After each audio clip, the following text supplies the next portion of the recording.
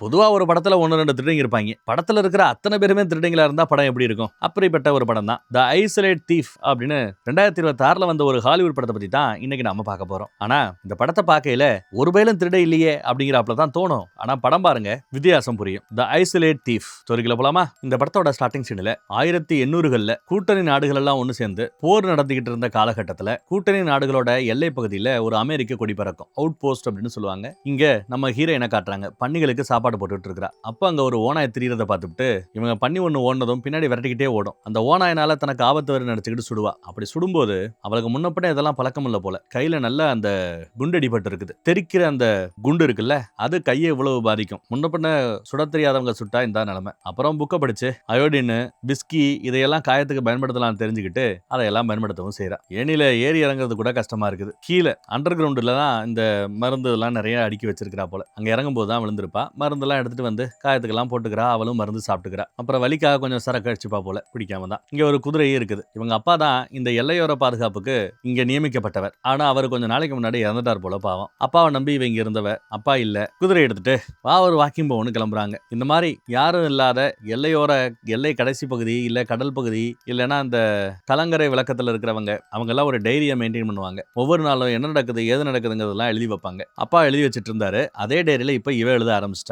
அப்பா இந்த மாதிரி வியாதிவாய்ப்பட்டு இறந்து போயிட்டதா சொல்லி அவங்க அப்பாவை அங்க ஒரு அழகான சிலுவையில எல்லாம் புதைச்சு வச்சிருக்கிறத கவனிக்கலாம். குழி தோண்டி புதைச்சு மேல ஒரு சிலுவையை குத்தி வச்சிருக்கிறா. அங்க சமாதிக்கு போய் அதை நினைச்சு பார்த்துட்டு இருக்கையில அந்த பக்கம் யாரோ ஒருத்தர் எங்கேயோ குழி தோண்டிட்டு இருக்கிறத கவனிக்கிறா. ஓனா கிட்ட இருந்து தப்பிச்ச ஒரு பண்ணி ஒண்ணு அங்க சுத்தி திரியுது. பரவாயில்லையே தப்பிச்சிட்டியே அப்படின்னு பண்ணிக்கிட்ட பேசிட்டு இருக்கிறா. ஆனா அந்த ஆள் கிட்ட பேசல. அந்த ஆளு எங்க குழி தோண்டினா என்னத்தை புதைச்சான்லாம் தெரியாதுங்க. இவளும் உதவி வேணுமாலாம் கேட்கல. கம்முன்னு அங்க இருந்து கிளம்பி வரா. கூடவே அந்த பண்ணியும் பின்னாடி வந்துகிட்டே இருக்குது. சாப்பாடு போட்டுக்கிட்டே வரா. இப்போ இவ அடுத்து என்ன பண்ணணும்னு ஒன்னும் புரியப்படல. யாருமே இல்லாத இந்த எல்லையோர பகுதியில் இருக்கணுமா? ராணுவம் அந்த கூட்டணி ராணுவத்துல இருந்து யாராவது வருவாங்க அப்படின்னு காத்துக்கிட்டு இருக்கணுமா? இல்ல எல்லாத்தையும் பொட்டி படிக்க கட்டிக்கிட்டு சிட்டி பக்கம் போயிடலாமான்னு ஒரு குழப்பத்துல இருக்கிற. அப்பாவோட துப்பாக்கி இங்க இருக்குது. இந்த மாதிரி ஒருத்தன் வந்தான் ஏதோ குளிதோன்னா உதவி பண்ணிருக்கலாம். நான் உதவி பண்ணல. பேசாம இந்த ஊரை விட்டு காலி பண்ணிட்டு போலாமான்னு இருக்கிறேன்லாம் அந்த லாக் புக்ல எழுதி வச்சிருக்கா. லாக் புக்ல இதெல்லாம் எழுதி வைக்கணுமா என்ன? அந்த மாதிரி நம்ம ஓடக்கூடாதுன்னு நினைச்சாலோ என்னவோ அந்த பக்கத்தை மட்டும் கிழிச்சு எரிச்சிடறா. நைட்டு தூங்கிட்டு இருக்கும்போது திடீர்னு ஏதோ சத்தம் கேட்கும். என்னடா சத்தம் இந்த பக்கம் வந்தா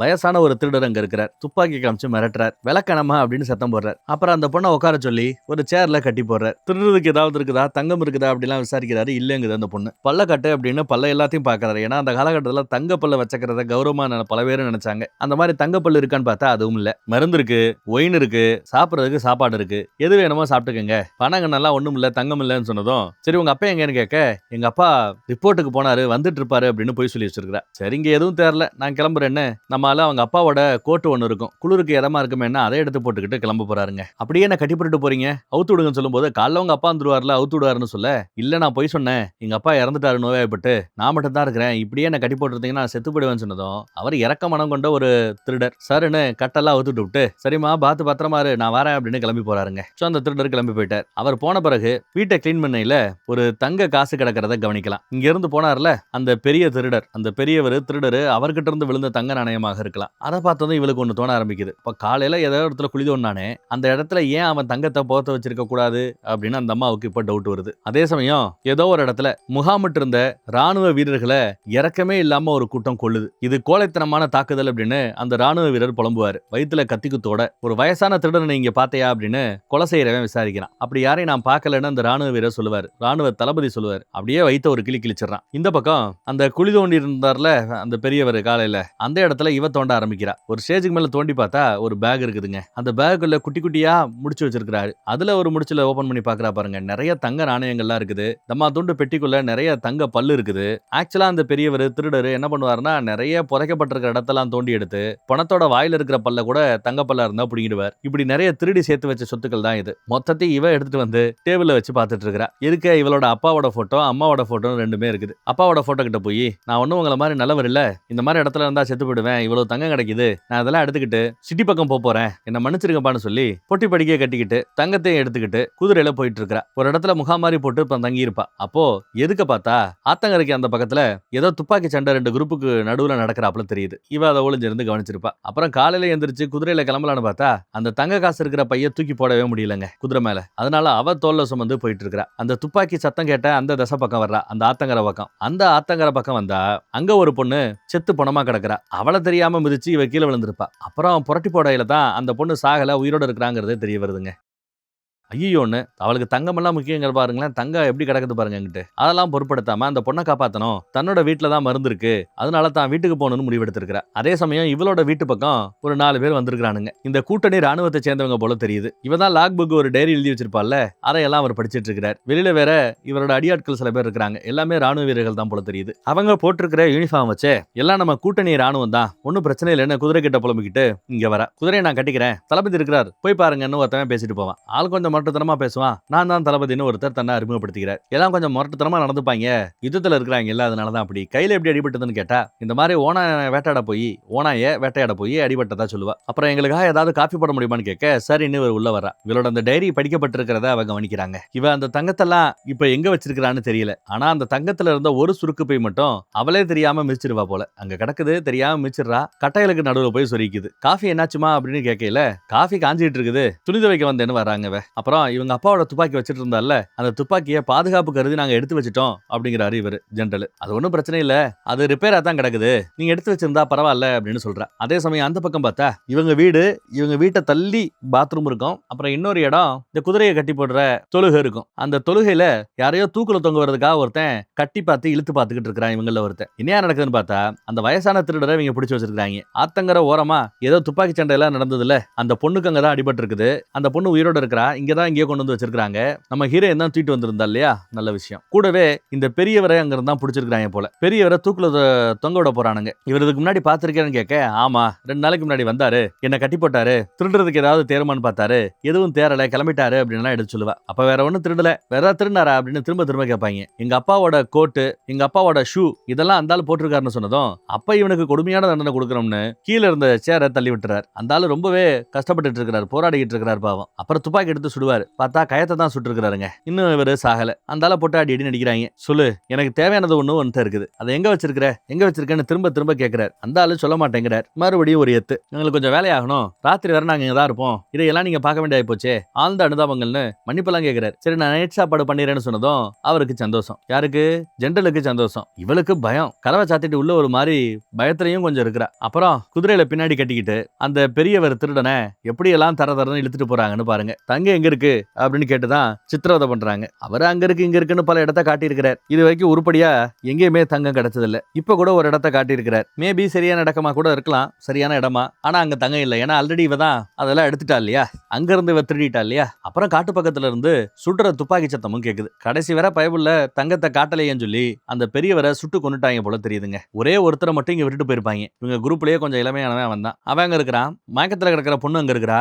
இந்த பக்கம் துப்பாக்கி சவுண்டு கேட்டதுல அந்த இடத்த நோக்கி இவ கிளம்பி வராங்க குதிரையில. இங்க வந்து பார்த்தா பெரியவரை கொண்டு புதைக்கிறதுக்கான வேலை நடக்குது. எங்க அப்பாவோட கோட்டு ஷூ எல்லாம் போட்டிருக்கிறாரு, இதெல்லாம் எனக்கு வேணும்னு சொல்லி அதெல்லாம் அவுத்து எடுத்து வச்சுட்டு இவ கிளம்புறா. அந்த பக்கம் மயக்கத்துல கிடந்த பொண்ணு முழிக்குதுங்க. நைட்டு எல்லாரும் வந்துட்டாங்க, எல்லாம் ஒண்ணு வந்துட்டாங்க. அங்க சமைச்சிட்டு இருக்கிற அந்த பொண்ணுக்கு உதவி பண்ணணும்னு சொன்னதும் இவளும் உதவி பண்றதுக்காக போறா. பார்த்தா இவளும் இந்த கேங்க சேர்ந்தவ போலதான் தெரியுதுங்க. என்ன காப்பாத்தினியா அப்படின்னு பக்கத்துல வந்து ஏதோ சொல்ல வருவா. அதுக்குள்ள இங்க ஜெனரல் கூப்பிட்டதுமே காப்பாத்திட்டேங்கிறதுக்காக என்கிட்ட ஒன்னும் பெருசா எதிர்பார்க்காத என்னன்னு கொஞ்சம் திமிரா பேசிட்டு போறா. அவ கொஞ்சம் திமிரு பிடிச்சவ போலதான் தெரியுது. அப்புறம் நீ வா சாப்பிடுன்னு அவளையும் உட்கார வைக்கிறாங்க. கூடவே அந்த புது பொண்ணையும் உட்கார வச்சிருக்காங்க. அவளை இவங்க வேற பேரை வச்சு கூப்பிடுறாங்க. உடம்ப வித்து தான் பொழப்பு நடத்துறவங்கிறாப்ல அவங்களுக்குள்ள பேச்சு. அப்புறம் நம்ம ஹீரோயினை ப்ரே பண்ண சொல்லுமா, ஏதாவது பாடுமான்னு சொல்லும் போது எனக்கு ப்ரே பண்ண தெரியாதுன்னு சொல்லுவா. பரவாயில்ல முயற்சி பண்ணணும்னு சொன்னதும் எங்க அப்பா ஒரு தடவை ப்ரே பண்ணி பார்த்திருக்கிறேன்னு உருகி ப்ரே பண்ண, அப்பாடா பயங்கரமா இருக்கே அப்படின்னு அதையும் ஓட்ட செய்யறானுங்க. அப்புறம் பெண்களை பத்தி ஒரு மாதிரி தாழ்த்தி பேசுறது, நீங்க என்ன பண்ணீங்க நாங்க என்ன பண்ணோம்னு ஏதோ பழைய கதைகளை பேசிட்டு இருக்காங்க. என்னதான் இருந்தாலும் முழு உண்மையை வாங்குறதுக்குள்ள அவனை நீங்க சுட்டு கொண்டு இருக்க கூடாது அப்படிங்கிறாரு டிராக்கர் ஒருத்தர். இவங்க டீம்ல இருக்கிற ஒரு டிராக்கர். இல்ல எவ்வளவு விசாரிச்சாலும் அந்த பையன் போய் சொல்லியிருப்பான். கடைசி வாய்ப்பு நான் சொல்லி கூட அவன் தப்பான இடத்துல தான் தோண்ட வச்சான்ல, அவன் கடைசியா சொன்ன இடம் ஏன் உண்மையான இடமாக இருக்க கூடாதுன்னு நம்ம டிராக்கர் கேட்பாரு. மேபி உண்மையான இடமா அது இருந்திருந்தா என்கிட்ட இருந்து திருடின அந்த தங்கத்தை எல்லாம் வேற ஒருத்தன் அவங்கிட்ட இருந்து திருடிட்டான்னு அர்த்தங்கிறாப்ல. இவ்வளவு தங்கத்தையும் பல பேர்கிட்ட இருந்து கொள்ளையடிச்சு வச்சது இவர்கிட்ட இருந்த தங்கத்தையே கொள்ளையடிச்சு திருடிட்டாரு அவரு. இப்ப அந்த தங்கம் எங்க இருக்குன்னு தெரியாம அவங்க எல்லாம் புலம்பிட்டு இருக்காங்க. இப்படி இந்த கதையில வர்ற பல பேர் கிட்டத்தட்ட எல்லா பேருமே திருடர்களா தான் இருக்கிறாங்க. சரி இந்த காட்டுக்குள்ள எங்கேயாவது தான் போச்சு வச்சிருப்பாப்ல, கண்டுபிடிச்சிடலாம் நம்பிக்கையோட இருக்கிறா ஜெனரல். குடிச்சுட்டு வானத்தை பார்த்து கண்ணாபின்னு சொல்றாங்க. அந்த திமிரு பிடிச்சவ கூட காதை பொத்திக்கிட்டு இருக்கிறா. இந்த பக்கம் நம்ம ஹீரோயினும் காதை பொத்திக்கிட்டு தான் இருக்கிறா பாவம். ரொம்ப தூரமா போய் ஒருத்தன் உச்சா போயிட்டு வரான். இன்னைக்கு எனக்கு தேவையான பொருள் ஒண்ணு எங்கேயோ இந்த காட்டுக்குள்ள புதைச்சு வைக்கப்பட்டிருக்கிறது, அதை நாங்க தேடி போறோம், நீயும் கூட வாமான்னு நம்ம ஹீரோயினையும் கூட்டு போறாங்க. போற வழியிலேயே எப்படி ட்ராக் பண்ணி போகணும்னு தடங்களை வச்செல்லாம் போகணுமா, குதிரை போன தடம் இருக்குது பாரு அப்படின்னு எல்லாம் சில இடத்த காட்டுறாங்க. உனக்கு இதை பத்தி எல்லாம் தெரியுமான்னு கேட்டா ஏதோ கொஞ்சம் தெரியும்னு அவ சொல்லுவா. போற வழியில 2 சிலுவை போட்டாப்புல 2 சடலங்கள் புதைக்கப்பட்டிருக்கிற இடத்த நம்மளால பார்க்க முடியுதுங்க. இங்கதான் உங்க அப்பாவை புதைச்சு வச்சிருக்காங்கன்னு கேட்க, அந்த அழகான சிலுவை இருக்குதுல்ல, அங்க என்னோட அம்மாவை புதைச்சு வச்சிருக்கிறோம். அப்புறம் மரக்குச்சியை வச்சு ஒரு சிலுவை பண்ணி புதைச்சிருக்கிற இல்லையா, அங்கதான் 4 நாளுக்கு முன்னாடி இறந்து போன என்னோட அப்பாவை புதைச்சு வச்சிருக்கிறேன். ஒரு நல்ல சிலுவை கூட என்னால செய்ய முடியலையே அப்படின்னு வருத்தப்பட்டு சொல்லுவா. அதனால என்ன, நாங்க எங்க வேலையை முடிச்சுட்டு கிளம்பும் போது நல்ல சிலுவையா செஞ்சு இங்க நட்டு வச்சுட்டு தான் போவோம் அப்படின்னு சொல்றாரு. மரியாதையை தெரிவிச்சுக்கிறாராம். அந்த பக்கம் அந்த திமிரு பிடிச்சவ முழிக்கிறா. சரக்கு வேற அடிச்சிருக்கிறாப்ல தெரியுது. அவ அடிக்கடி ஒரு கனவு மாதிரி ஒண்ணு காண்றா. அவளோட பிளாஷ்பேக் மாதிரி தெரியுது. ஒரு அழகான குடும்பத்துல துணி ஏதோ காயப்பட்டு இருக்கிறாப்ல ஒரு காட்சி. ஆத்தங்கர ஓரமா மாத்தி மாத்தி சுட்டுக்கிட்ட ஒரு சவுண்ட் நம்ம ஹீரோயின் கேட்டிருப்பாள்ல அன்னைக்கு ஊருக்கு கிளம்பி போகையில. அங்க நடந்துகிட்டு இருந்த சண்டை இவங்களுக்குள்ளேயே நடந்த சண்டை. அங்கதான் நம்ம பெரியவரை திருடனை பிடிச்சிருப்பாங்க. கூடவே பேசிக்கிட்டு இருந்த இந்த பொண்ணை கொல்றதுக்கு ஜெனரல் உத்தரவு போட்டாராம். உன்னை சுட்டு என்னால கொண்டு இருக்க முடியும், ஆனா உன்னை சுடாம உன் குதிரையை சுட்டது வேணுக்குனே தான், உன்னை காப்பாத்துறதுக்கு தான் அந்த மாதிரி பண்ணேன் அப்படின்னு சொல்றான் இவன். அப்ப கொல்றதுக்கு உத்தரவு போட்ட ஜெனரல் இப்ப மறுபடியும் என்ன ஏன் இன்னும் கொல்ல சொல்லாம வச்சிருக்காரு அப்படின்னு கேட்க, ஏதோ கோவத்துல அன்னைக்கு அந்த மாதிரி பண்ணிட்டாப்ல, அவரோட முடிவை மறுபரிசீலனை பண்ணிட்டு இருக்காரு, நீ ஒழுங்கா நடந்துக்கிட்டா உனக்கு நல்லதுங்கிறாப்ல இவன் சொல்லிட்டு இருக்கான். அப்படியே சொல்லிட்டு கதவை சாத்துறான். பார்த்தா அந்த பொண்ணுகிட்ட தப்பா நடக்க போறானோ என்னவோ தெரியல. அப்புறம் இங்க டிராக்கர்னு ஒருத்தவன் இவங்க கூட இருக்கிறாங்கல்ல, அவனுக்கு சரியா எல்லாத்தையுமே ட்ராக் பண்ண தெரியல. அவன் நிறைய இடத்த ட்ராக் பண்ணி மேப் மாதிரி வரைஞ்சு வச்சிருக்கான், திசை மாத்தி வச்சிருக்கான். இங்க இருக்கு லெஃப்ட் இருக்கு, ரைட்ல இருக்கு லெஃப்ட் இருக்குது, இப்படி கண்ணா பின்னான்னு மேப்பை வரைஞ்சு வச்சிருக்கான் அப்படி இப்படின்னு சொல்ல நம்ம ஜெனரலே சிரிக்கிறாப்ல. ஒரு சின்ன பொண்ணு வாங்குன்னு ஒண்ணு வாங்குறாளடா அப்படிங்கிறாப்ல சிரிக்கிறாப்ல. அப்புறம் சரி நான் உத்தரவு வாங்கிக்கிறேன், உங்க எல்லாத்துக்கும் நைட்டுக்கு சமைக்கணும்ல, ஆசையா வளர்த்துட்டு இருக்கிற பண்ணிகள்ல என்ன தேவை ஒன்ன கொன்னு உங்களுக்கு சமைச்சு வைக்கிறேன்னு சொல்லி கிளம்புறா. சரி போயிட்டு வாங்கன்னு இவங்களும் அனுப்பிச்சு வைக்கிறாங்க. வந்து பாத்ரூம்ல வேலையை முடிச்சுட்டு தான் வீட்டுக்குள்ள போனா பெட்ரூம் பக்கம் ஏதோ சத்தம் கேக்குது. இரடான கதவை திறந்து பார்த்தா அந்த பொண்ணுகிட்ட அவன் அத்துமீறிட்டு இருக்கிறான். அதுல அவளுக்கு கொஞ்சம் கூட உடன்பாடு இல்ல அப்படிங்கிறது மூஞ்சியை பார்த்தாலே தெரியுது. ஏன்னா அவ சோகமா இருக்கிறா, இவன் மட்டும் குதூகலமா இருக்கிறான். அதை பார்த்துட்டு டேய் தப்புடான்னு பிடிச்சு தள்ளி விடுவா. உங்களுக்கு ஒண்ணும் இல்லையன்னு சொல்லும்போது தேவையில்லாம பிரச்சனை மாட்டாத போடின்னு கூட அவ சொல்லுவாங்க. வெறியில இருக்கிறவன் இது உனக்கு தேவையில்லாத விஷயம் பிடிச்சு தள்ளி விடுறான். மறுபடியும் பாயா முயற்சி பண்ணுவான், மறுபடியும் பிடிச்சு தள்ளி விடுவா. மூஞ்சில ஓங்கி ஒரு குத்தி பெரிய மனுஷங்க இருக்கும்போது இந்த மாதிரி எல்லாம் நடுவுல குறுக்க வரக்கூடாது என்னன்னு சொல்லி அவளை பிடிச்சு வெளியில தள்ளி விட்டாங்க. பிடிச்சு தள்ளி விட்டதுல பின்னந்தலையில் அடிபட்டு இருக்கும்னு நினைக்கிறேன். அந்த கேப்ல அவ கதவை சாத்திட்டா. ஐயோ கதவை சாத்திட்டாலே அப்படின்னு இவன் பதறான். உள்ள வேற துப்பாக்கி இருக்குது. அவ துப்பாக்கி எடுக்க போறான்னு பயந்துகிட்டு இவனும் ஓடி போய் துப்பாக்கி எடுக்கிறாங்க. அதுக்குள்ள இவ கொல்லப்புறத்து டோர் வழியாவா அண்டர் கிரவுண்ட்ல இருந்து மேல ஏற முடியும். அந்த ஏணி வழியா மேல ஏறி பெட்ரூம்குள்ள வருவா. வேற யாரோ வராங்கன்னு நல்ல வேலை அந்த பொண்ணு சுட போயிருப்பா. ஜஸ்ட் மிஸ்ஸுங்க. 2 பேரும் இப்ப தான் இருக்கிறாங்க. அவன் நம்ம 2 பேரையும் கொல்ல போறான்னு சொல்லும்போது அங்க இன்னொரு துப்பாக்கியும் இருக்கும். அதை இவ எடுத்துக்கிட்டு ஃப்ரண்ட் டோர் பக்கம் வருவா. அவன் அந்த டோரை உடைக்க முயற்சி பண்ணுவான். சுட்டு காலை உள்ள எடுத்துட்டு உள்ள கொண்டு வர பார்ப்பான். அவ கால்லயே சுட்டுப்புறா. வேணான்னு இவ சொல்லுவா, கேட்காம சுட்டுப்புறாங்க. குண்டடிப்பட்டு ஐயன்னு பதறுவான். மேல கண்ணாபின்னான்னு சுடுவான். தோட்டாவும் காலி. அங்கிட்ட பக்கம் அப்படியே ஊந்து போனவன் ஒரு ஸ்டேஜுக்கு மேல மயங்கி போயிட்டான். இதுக்கு மேல சுட வேணான்னு இவளும் விட்டுட்டா. பின்னந்தலையில பார்த்தா லைட்டா ரத்தம் போயிருக்குது. அவளும் மயங்கி விழுந்துட்டாங்க. அப்படி மயக்கம் தெளியும் போது வெளியில போனவங்க 3 பேரும் திரும்ப வந்துட்டாங்க. இவ்வளவு கூத்துங்க நடந்திருக்குது. என்ன நடந்திருக்கு எது நடந்திருக்கிறதெல்லாம் அங்க இருந்து அந்த பொண்ணுகிட்ட விசாரிச்சு தெரிஞ்சுக்கிறாருன்னு பார்த்தா அதை பத்தி எல்லாம் அவர் ஒன்றும் பெருசா விசாரிக்கல. அவருக்கு அந்த ஆத்தங்கரையில துப்பாக்கி சண்டை நடந்ததுல அன்னைக்கு என்ன நடந்ததுங்கிறத விசாரிக்கல மட்டும்தான் அவரோட ஆர்வம் இருக்குது. அன்னைக்கு அந்த பெரியவர் திருடர் இருந்தார் இல்லையா, அவரும் நீயும் ஏதோ குசுன்னு பேசிக்கிட்டீங்க, என்ன பேசிக்கிட்டீங்க அப்படின்னு விசாரிக்கிறார். நாங்க அந்த பக்கம் இருந்ததுனால பனிமூட்டம் வந்ததுனால அங்க சரியா கவனிக்கல, சொல்லு என்ன நடந்தது அப்படின்னு விசாரிக்கிறார். அவங்கிட்ட இந்த தங்கத்தை எல்லாம் வச்சிருக்கிற தோலால செய்யப்பட்ட ஒரு பை இருந்ததை கவனிச்சியான்னு கேட்டா, ஆமா அது அவர்கிட்ட தான் இருந்தது அப்படின்னு இவ போய் சொல்றா. அப்புறம் துப்பாக்கி சண்டை நடந்தது, அவரை நீங்க பிடிச்சீங்க அதுன்னு சொல்லிட்டு இருக்கா. அப்படியான்னு கேட்டுட்டு இந்த பக்கத்துல வந்து அவ இன்னும் போய் சொல்லிட்டு இருக்கா. அவ மேல எனக்கு சுத்தமா நம்பிக்கை இல்லைங்கிறாரு ஜெனரல். காலில் அடிபட்டவன் கஷ்டப்பட்டு இருக்கான், காலை வெட்டி எடுக்கிறதுக்காக கட்டு போட்டு இருக்காங்க. இவ்வளவு அடிபட்ட பிறகு நீ எனக்கு தேவையில்லைன்னு சொன்னதும் எங்க இவனை கொல்ல போறாங்களோ அப்படின்னு பார்த்தா இல்ல, ஜெனரல் இன்னும் கொல்லாம தான் வச்சிருக்காரு. நம்ம ஹீரோனுக்கு மூஞ்சில குத்துனதுல மூஞ்சி லைட்டா வீங்கி போய் இருக்கிறத கவனிக்கலாம். அப்புறம் ஓ முகத்துல அடிபட்டு இருக்குதே எப்படி அந்த காயம் வந்துச்சுன்னு அங்க இருக்கிற இன்னொருத்த ஒரு முரணம் கிட்ட கேட்டா, அவ இருந்த கிராமத்துல நிறைய பேரு இவளோட பொண்ணை கடத்த முயற்சி பண்ணாங்களா, தடுக்கிறதுக்கு இவர் முயற்சி பண்ணிருக்காரு, சண்டை போட்டுருக்காரு. அப்போ மூஞ்சில அடிபட்டதா அவன் சொல்றான் முரட.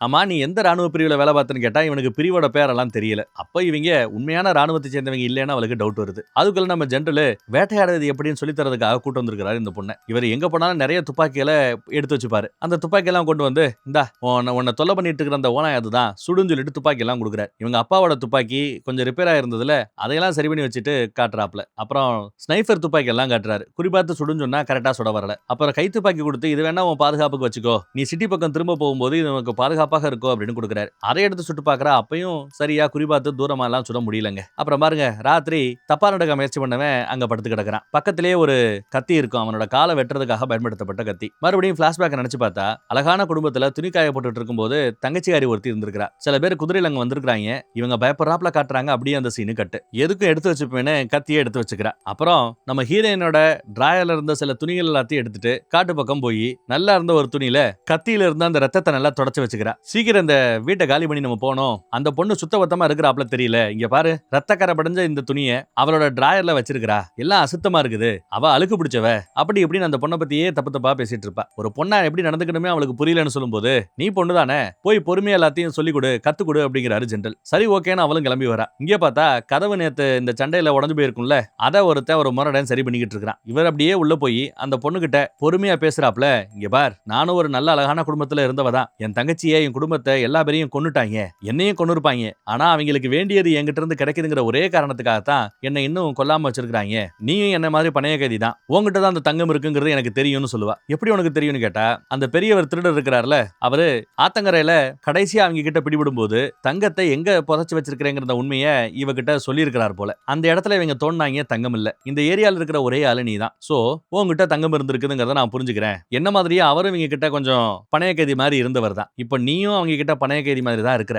அது உனக்கு தெரியறது இல்ல அவ்வளவுதான், கடைசியில நம்ம எல்லாரையும் அவங்க கொல்லத்தான் போறாங்க, அந்த தங்கம் கிடைக்கிற வரைக்கும் நம்மள வச்சிருப்பாங்கன்னு புலம்பிட்டு இருக்கிறா. சரி அவங்க கிட்ட இருந்து எப்படி தப்பிக்கிறது, தங்கம் என்கிட்ட தான் இருந்துச்சுன்னு இப்ப தங்கத்தை ஒப்படைச்சா கூட ஏண்டி போய் சொன்ன அப்படின்னு சொல்லி கொல்லுவாரு, மறைச்சு வச்சிருந்தாலும் ஏண்டி மறைச்சு வச்சேன்னு சொல்லி கொல்லுவாரு. அவங்க கிட்ட இருந்து தப்பிக்கணும்னா அவங்களையே கொல்லணும், வேற வழி இல்லைன்னு இன்னைக்கு ராத்திரியே எல்லாரையும் கொல்லணும்னு அந்த பொண்ணு சொல்லிட்டு இருக்குதுங்க. நம்ம ஹீரோயினா பதறிக்கிட்டு இருக்கா. இந்த பக்கம் ஆணி அடிச்சிட்டு இருக்கையில கையில அடிச்சிடா போல ஆணி எல்லாம் கீழே விழுந்துரும், அதை ஐயா அப்படின்னு பொறுக்கிட்டு இருக்கும்போது அந்த சுருக்கு பையி பலகைக்கு கீழே சொருகி கிடந்ததை அவன் கவனிச்சு எடுத்துறாங்க. இதையெல்லாம் திருடி வச்சிருந்ததே இந்த கூட்டம் தான். இவங்க கிட்ட இருந்து தான் அந்த பெரியவர் திருடி வச்சிருந்தாரு. அதுல ஒரு சுருக்கு பை கிடைச்சதுனால தங்கம் இந்த பொண்ணு கிட்ட தான் இருக்குது, அவ எடுத்து வேற ஒரு இடத்துல மறைச்சு வச்சிருக்கா, அந்த கேப்ல ஒரு சுருக்கு பை மட்டும் விழுந்து கிடக்குங்கிறத அவங்க கண்டுபிடிச்சிட்டாங்கன்னு நினைக்கிறேன். மறுபடியும் அந்த பொண்ணோட பழைய டைரி எடுத்து ஜெனரல் இப்போ படிச்சு ஏதாவது உண்மை தெரியுமான்னு தெரிஞ்சுக்க முயற்சி பண்ணிட்டு இருக்கிறார். தான் டைரி அவர் படிக்கிறாரு, இருந்தாலும் ஒண்ணும் பண்ண முடியல. அன்னைக்கு துப்பாக்கி கொடுத்தல, அந்த துப்பாக்கி கொண்டு வந்து கொடு அப்படின்னு கேட்கிறாரு ஜெனரல். சரி நீ இவளும் கொண்டு வந்து கொடுப்பா, என்ன தோட்டாவெல்லாம் போட்டு ரெடியா வச்சிருக்கிற, லோடுல இருக்குது அப்படின்னு சொல்றாரு அவர். துப்பாக்கியை வாங்கிட்டாங்க. அப்புறம்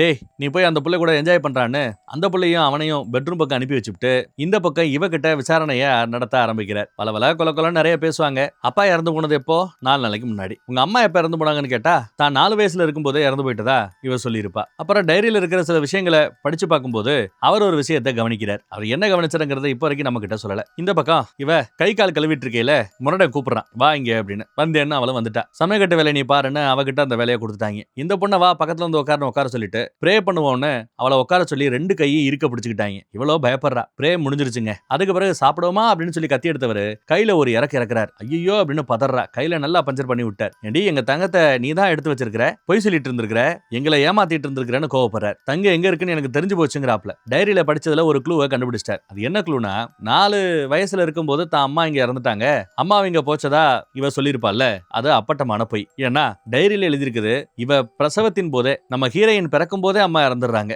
அதுவும் சிட்டி பக்கத்துல. அப்ப இங்க 2 சமாதி இருக்குதே, ஒன்னு அப்பா கன்ஃபார்ம் 4 நாளைக்கு முன்னாடி இறந்தவர், அப்ப அந்த இன்னொரு சமாதி அம்மாவுக்கானதுன்னு இவ பொய் சொல்லியிருக்கிறா. அம்மா சிட்டி பக்கமே இறந்து அங்க புதைக்கப்பட்டிருக்காங்கன்னா அந்த சமாதிக்குள்ளதான் தங்கத்தை ஒளிய வச்சிருக்கணுங்கிறத இவர் கண்டுபிடிச்சிட்டார். அதைத்தான் தாட்கள் கிட்ட சொல்லி அதை எடுத்துட்டு வாங்கடான்னு அனுப்பியும் வைக்கிறார். அப்புறம் இந்த பிள்ளைய சுட்டுக் கொள்ளலாம் முயற்சி பண்ணுவாரு. அப்போ இல்ல ஏதாவது ஒரு வகையில உங்களுக்கு உதவி பண்ணுவாங்க, இருக்கட்டும் எதுவும் செஞ்சிட வேணான்னு இந்த புது பொண்ணு கெஞ்சிட்டு இருக்கும், திமிரு பிடிச்சே கெஞ்சிட்டு இருப்பான்.